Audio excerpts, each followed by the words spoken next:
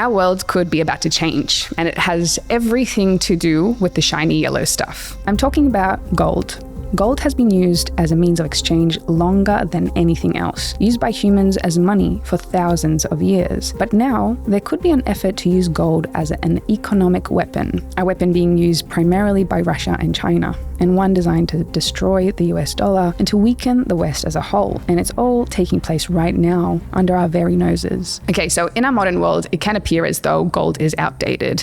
How can this little shiny piece of metal be so powerful, especially when we can send so much money around the world instantaneously? So let me explain. Today, over 92% of all money is digital, as well as over 97% of financial transactions, meaning almost all the world's money is in numbers on servers instead of being physical cash. But this is all very new. It was only in 1990 that transfers between central and commercial banks switched over to digital, and the ATM card has only been around for around 50 years, meaning that even though we're all used to digital money, this hasn't been standard for most of human history. Basically, digital money is all very new, and even before all of this happened, paper money was backed by gold. For money to be considered worth something, it has to be backed by something real. In 775 AD, each British pound was guaranteed by a pound of real silver, and in 1873, each German mark could be exchanged for real gold. This was once even the case with the US dollar, with every note issued by the US government being backed by an equal amount of gold stored in federal vaults. However, this all changed in 1971, when US President Nixon took the dollar off the gold standard, and since then, no currency on earth has been backed by anything real. For 50 years, this is the way that money has worked.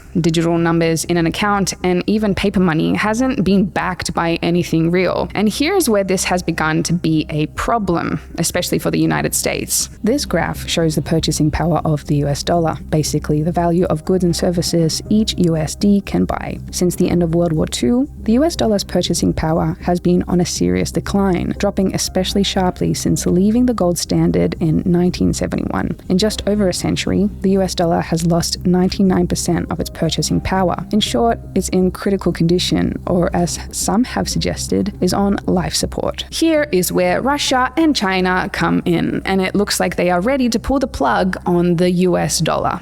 Over the past few months, it's been reported that China has been hoarding an incredible amount of gold. In November, China increased its gold purchasing by more than 50 times compared to the year before, and continued to increase its stockpile again in January this year. It's believed this is all happening due to China wanting to reduce its dependence on the US dollar, but also so it can support Russia, which is a major strategic partner of China. And it's doing this by buying a lot of Russia's gold. Since Russia invaded Ukraine, much of the world has placed serious sanctions on Russia, blocking Russia from trading as it normally would with the outside world. In other words, hurting Russia by targeting its economy. Since these sanctions have started, you've probably heard quite a lot about Russia being unable to sell its oil and gas to the outside world, but you probably haven't heard that much about the gold situation. And I will talk about why that matters in a moment, but firstly, why should we care about gold anyway? Gold is far more than an economic tool used by powerful nations. Historically, it's been one of the oldest ways for individuals to preserve and grow wealth. Even major financial institutions, the biggest players in the global market, are turning to gold with inflation at decade heights. According to a recent study, institutional investors like BlackRock and Goldman Sachs are putting up to 50% of their assets into alternatives, which certainly includes a lot of gold, but also includes another unexpected real asset: fine art. Because the last time inflation was this bad, fine art appreciated on average of 20% per year. Which, if you're anything like me, has you thinking,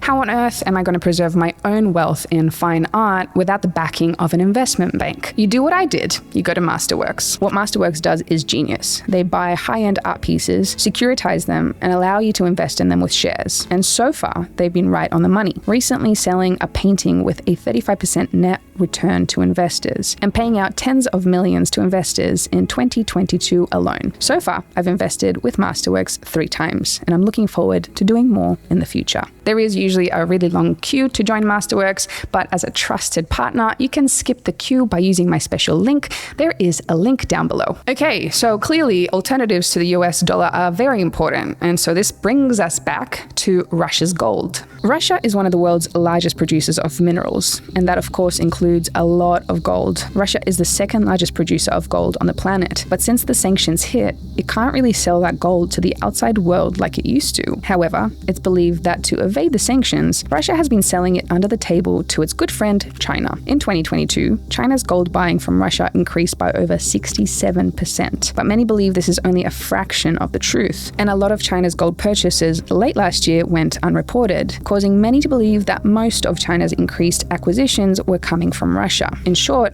China is able to add a lot of new gold to its portfolio, while Russia is using these sales to evade sanctions and keep money flowing into the economy. Okay, so I bet now you want to know what all of this gold buying has to do with the US dollar. And well, this has everything to do with the currency, a new currency we've spoken about before. In a previous video, we spoke about BRICS, an alliance of nations between Brazil, Russia, India, China, and South Africa. The aim of BRICS is to increase a partnership to rival the biggest economies in the world, primarily the G7 countries that include the US, Canada, the UK, and Germany. The big way they want to achieve this is through creation of a new BRICS currency that in a previous video I referred to as BRICS bucks. The BRICS currency would be intended to become a rival for the euro, pound, and especially the US dollar, and would be adapted collectively by all of the BRICS nations, which collectively account for 40% of the world's population. This would almost immediately make BRICS bucks the most used currency on the planet, meaning the US dollar would be used less and become even weaker. And this is where the final nail of the US dollar's coffin gets hammered in, because BRICS is planning to use gold to make its future currency even more powerful. For the past few years, almost all the BRICS nations have been stockpiling gold, not only China, but Russia, India, and Brazil as well. And there's good evidence that after creating the BRICS currency, that these nations will link its value to gold, the first time this has been done in half a century. If this happens, a BRICS currency would be the only money on earth backed by something real, which would give it an incredible extra layer of power, further making Western currencies less valuable and giving the rest of the world a reason to use BRICS bucks instead of the US dollar, likely making BRICS money the new reserve currency of the world, knocking the US dollar off the top spot. Long story short, a BRICS currency would already likely become the most powerful currency, and if it's backed by gold,